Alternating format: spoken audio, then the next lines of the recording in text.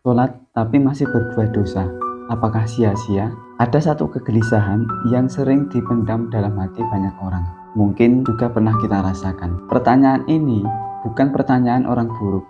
Justru ini adalah tanda hati yang masih hidup. Kita hidup di zaman yang penuh godaan. Mata mudah melihat yang haram, lisan mudah berkata yang tidak baik, hati mudah lalai. Di sisi lain, kita tetap berdiri menghadap Allah dalam sholat. Akhirnya muncul konflik dalam diri, antara iman dan hawa nafsu, antara ketaatan dan kebiasaan buruk. Perlu kita luruskan satu pemahaman penting. Sholat bukan untuk orang yang sudah bersih dari dosa. Sholat itu untuk orang yang ingin dibersihkan dari dosa. Allah Subhanahu wa Ta'ala berfirman, sesungguhnya sholat itu mencegah dari perbuatan keji dan mungkar. Quran Surat Al-Ankabut ayat 45. Perhatikan ayat tadi. Allah tidak mengatakan orang yang tidak berbuat dosa adalah orang yang sholat.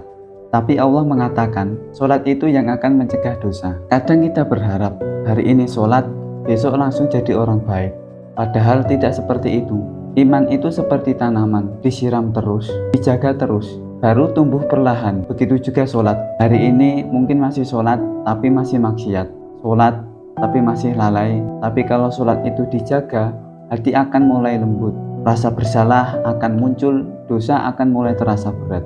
Dan disitulah awal perubahan. Ada bisikan yang sangat berbahaya. Kamu masih banyak dosa, percuma kalau kamu sholat. Ini sebenarnya bukan suara kebenaran, tapi ini adalah tipu daya. Karena kalau kita tinggalkan sholat, dosa tetap jalan, tapi hubungan dengan Allah terputus. Kalau kita hari ini masih sholat, kemudian masih merasa bersalah saat berbuat dosa, masih ingin berubah, itu tanda besar bahwa Allah masih sayang kepada kita. Karena orang yang benar-benar jauh dari Allah tidak lagi merasa berdosa. Jangan pernah menunggu sempurna untuk taat, karena tidak ada manusia yang langsung sempurna. Mulailah dari menjaga sholat 5 waktu, memperbanyak istighfar, mengurangi dosa sedikit demi sedikit. Tidak harus langsung berubah total. Yang penting tidak berhenti melangkah.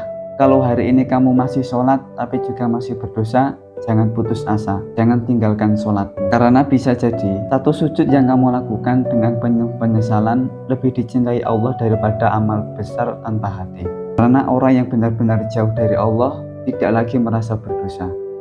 Jangan pernah menunggu sempurna untuk taat, karena tidak ada manusia yang langsung sempurna. Mulailah dari menjaga sholat 5 waktu, memperbanyak istighfar, mengurangi dosa sedikit demi sedikit.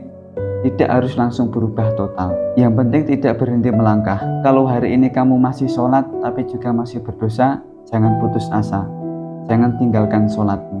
Karena bisa jadi satu sujud yang kamu lakukan dengan penuh